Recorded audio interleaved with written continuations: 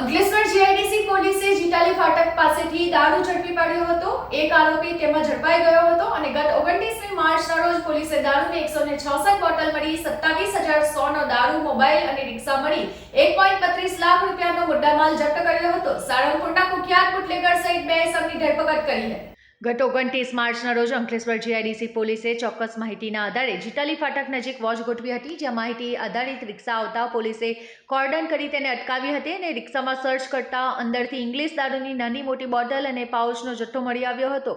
પોલીસે સાળંગપુરના દિલીપ સોમા વસાવા અને મનીષ ઉર્ફે મલો કાલિદાસ વસાવાની ધરપકડ કરી હતી, તેમજ રિક્ષામાં રહેલ દારૂની 166 બોટલ મળી કુલ 27,100 રૂપિયાનો દારૂ, એક મોબાઈલ કિંમત ₹5,000 અને રિક્ષા કિંમત ₹1 લાખ મળી કુલ 1,32,100 રૂપિયાનો મુદ્દામાલ જપ્ત કર્યો હતો, તેમજ બંને વિરુદ્ધ પ્રોહિબિશન એક્ટ હેઠળ ગુનો નોંધી વધુ પૂછપરછ આરંભી હતી। તેની પૂછપરછમાં નવાગામ કરાડવેલના મિટેશ ઉર્ફે કાલુ ઈશ્વર વસાવાનું નામ ખુલ્યું હતું, જેના આધારે જીઆઈડીસી પોલીસે તેને ઝડપી પાડવાની કવાયત શરૂ કરતા ગતરોજ ચોક્કસ માહિતીના આધારે સાળંગપુર નજીકથી તેને ઝડપી પાડ્યો હતો અને રિમાન્ડની તજવીજ શરૂ કરી હતી।